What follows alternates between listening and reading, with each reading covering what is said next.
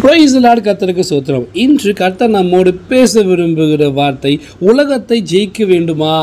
ஆமென். உலகத்தை ஜெயிக்கணும்னு சொல்லி புறப்பட்ட நிறைய பேர் தோற்று போயிட்டாங்க.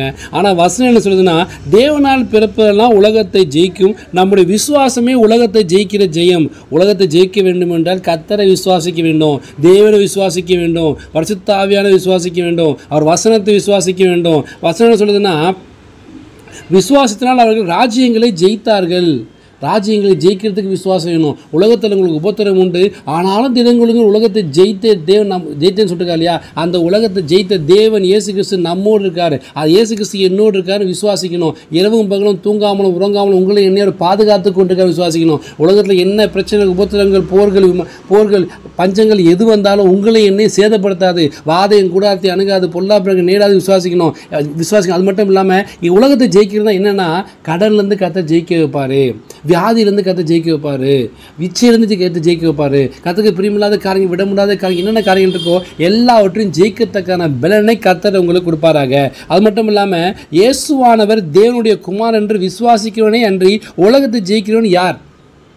இயேசு கிறிஸ்து தேவனுடைய குமாரன் என்று விசுவாசம்னா, அந்த விசுவாசம் உலகத்தை ஜெயிக்கிற ஜெயத்தை உங்களுக்கு எனக்கும் கொடுக்குமா?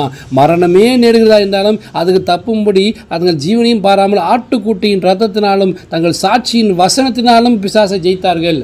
ஆட்டுக்குட்டியின் ரத்தம், இயேசு கிறிஸ்து ரத்தம் சகல பாவம் இன்னைக்கு சுத்திகரிக்கும் சொல்லி விசுவாசிக்கணும். சாட்சியின் வசனத்தை விசுவாசிக்கணும். அவர் கர்த்தர் எனக்காக பாடு அனுபவித்து என் பாவங்கள்லாம் அவர் ஏற்றுக்கொண்டார் விசுவாசிக்கணும். எனக்காக மரித்து 3ஆம் நாள் உயிரோடு இருந்து மறுபடியும் உங்களை என்னை தம்மோடு சேர்த்துக் கொள்வதற்காக மறுபடியும் இயேசு கிறிஸ்து வரப்போறான்னு விசுவாசிக்கணும். உங்களுக்கு எனக்கும் மரணத்துக்கு முன்னாடி ஒரு வாழ்க்கை இருக்குது. பரலோகத்தில் போய் உங்களை எண்ணியும் ராஜாக்களாகவும் ஆசைகளாகவும் விசுவாசி மாற்றி அவர் உங்களை எண்ணியும் 1000 வருஷம் அரசாட்சிக்கென்று கர்த்தர் தகுதிப்படுத்துவார் விசுவாசிக்கணும். அந்த விசுவாசம் இருந்துச்சுன்னா நம்ம உலகத்தை ஜெயிக்கலாங்க.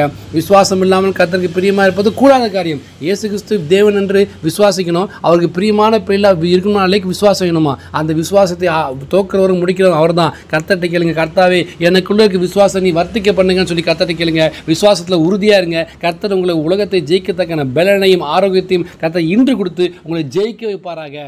ஆமென். God bless you.